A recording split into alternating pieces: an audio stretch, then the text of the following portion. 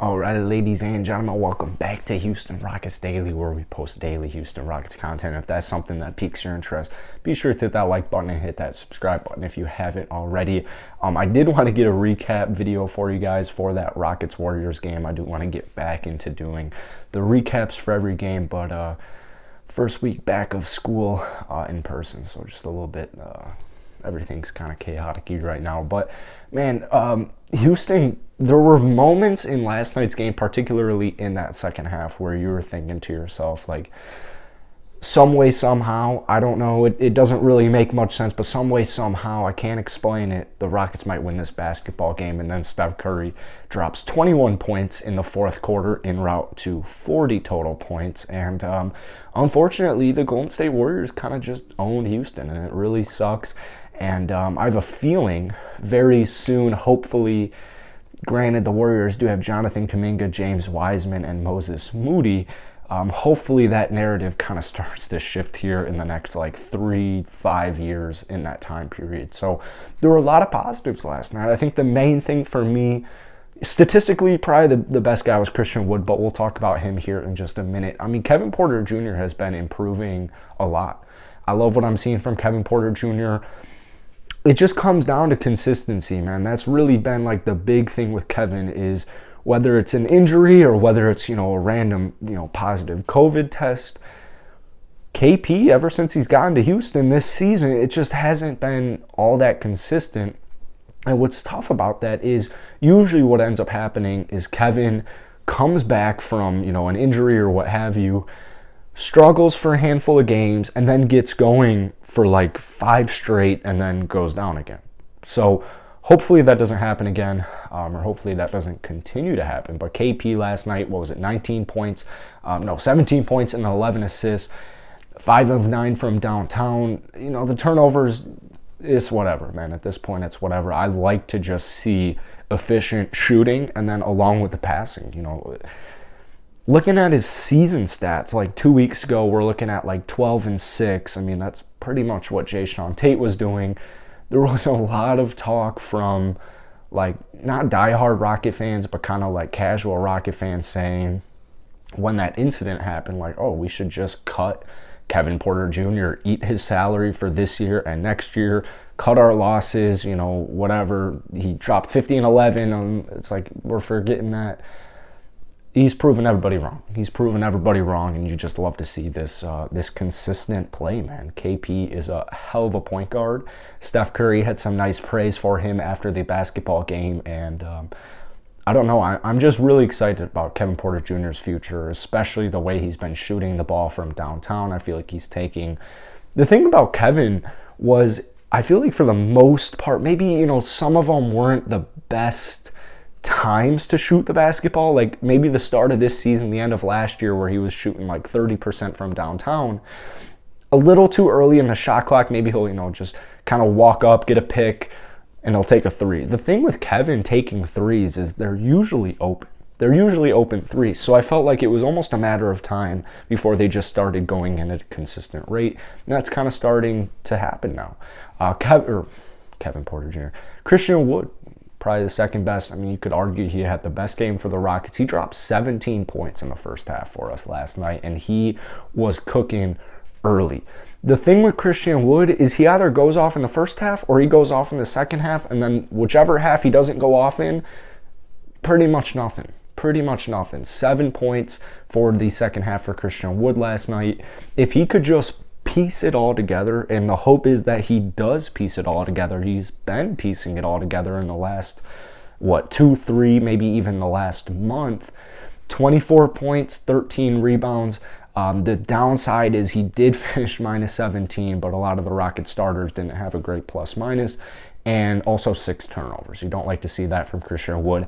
Sometimes I'm really just curious about his decision making. But what I have really liked that I've seen is the improvement from downtown, and then the improvement from the free throw line.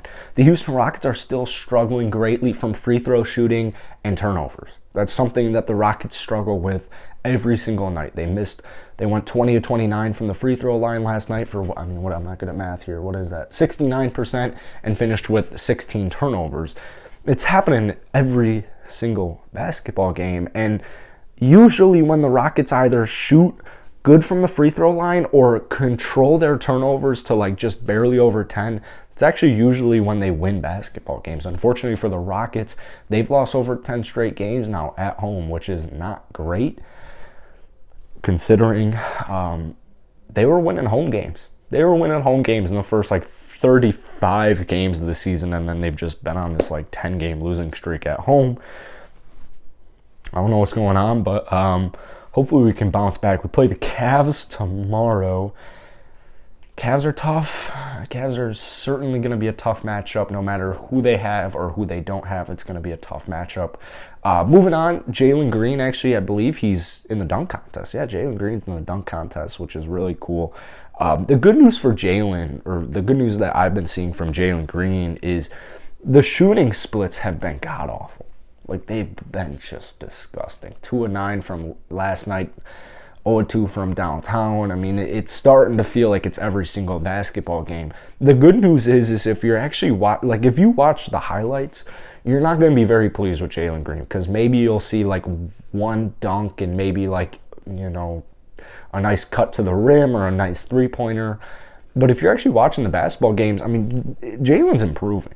He's improving. You're just not seeing it happen in the statistical aspect. You're not seeing it happen or transfer over analytically, which is all good. It's, you know, kind of goes back to the same thing with Kevin Porter Jr., where it's like, just give these guys time, man. I'm not going to call Jalen Green a bust because he's averaging, you know, just under 15 points per game in the first 45 games of his NBA career. That's not what we're here to do. So Jalen, defensively, I feel like he's really been improving, and it's almost on a game-by-game basis. So you love to see that.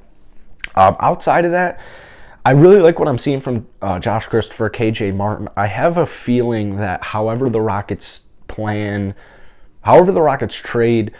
in the trade deadline, I would imagine, even regardless, KJ Martin Jr. gets a pretty similar role as he did last year.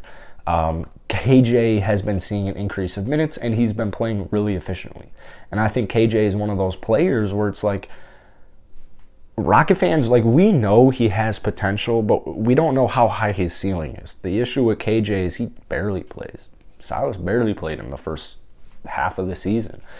Last year came from the G League, balled his ass off in the G League, comes over for the Rockets, and in the last 7 games, he puts up like, 19 and 8 or something like that. I mean, he can shoot the 3-ball, he can, you know, protect the rim, he can do a lot of different things. So I'm very excited about KJ. I'm very excited about Josh Christopher. He had another solid game from him.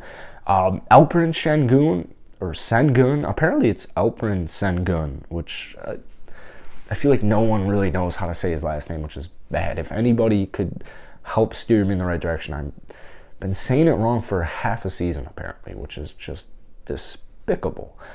Every damn announcer literally says it differently. Every damn announcer. The thing with Sengun is Silas is not playing this man. 12 minutes last night? What the hell am I looking at, dude? 4 rebounds and an assist, 2 points, did have 3 turnovers, did have 2 fouls. You know that plays a role. You know the 3 turnovers plays a role, but like at the end of the day, dude, play him more than 12 minutes. It really is not that complicated. I'm like actually shocked he only played 12 minutes last night.